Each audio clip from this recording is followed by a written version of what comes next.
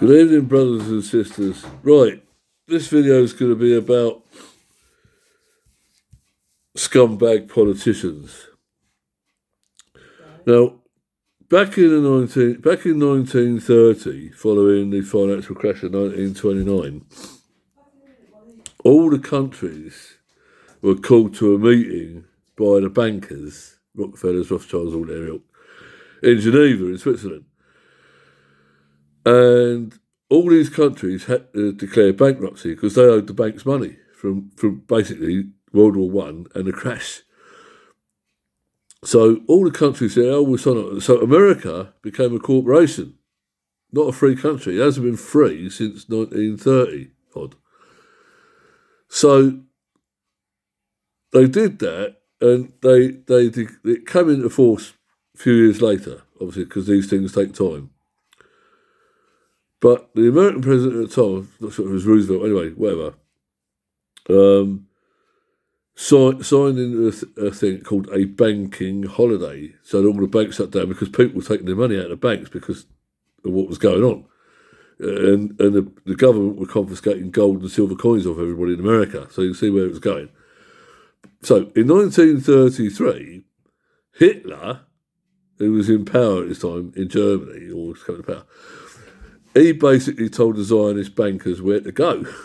So they declared war on him, basically. And we all know where that led. Now, so let's take during World War II now. Here's where this gets kind of, I'm going to upset a few people.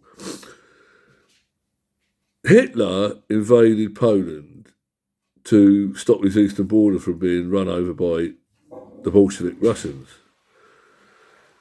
So, but he didn't want to go to war with Britain, apparently, at the time. And we had Neville Chamberlain in trying to appease him. And he was then sort of kind of replaced by none other than Sir Winston Churchill, who was just Winston Churchill at the time. Now, Winston Churchill, right? This man is revered, right? He's like a hero. No such thing. He was a politician, and he was part of the inner core. But they say he weren't a Mason, but I don't buy that.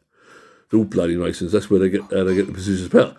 So what was Winston Churchill? Well, let's put it this way. Winston Churchill was a chain-smoking, alcoholic, obese, racist, misogynist. Right? And we revere this man. Fuck him.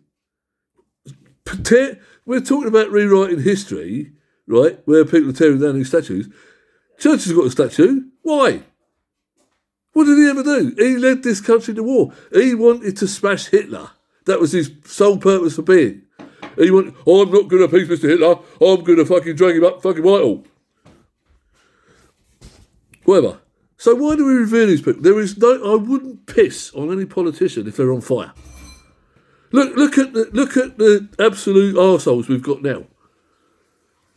You know, Johnston and all that ilk. What we need to do is haul these fuckers out of Whitehall and fucking hang them. I'm sorry. And stop revering these arseholes who took everybody I'm going to save the country. No, Mr. Churchill, in your grave, you didn't save the fucking country. You sent people to death for your racist views, and you hated everything, and you just wanted to go to war. See, I told you I'd upset people, but who the fuck cares? He was a politician. He didn't give a fuck about anybody apart from his own ego. And this is why we're living in a matrix. Look at today, the brainwashing. People, we have got to separate ourselves from the freaking zombies out there, because we are going to be in bloody trouble going forward. I don't know where it's going to end, but trust me, it's going to get worse before it gets better. Anyway, calm down a bit now. So that was what I wanted to say. So we've basically been living in the matrix for it's 80 years or more. This thing's been planned for decades. Do you think it's a coincidence?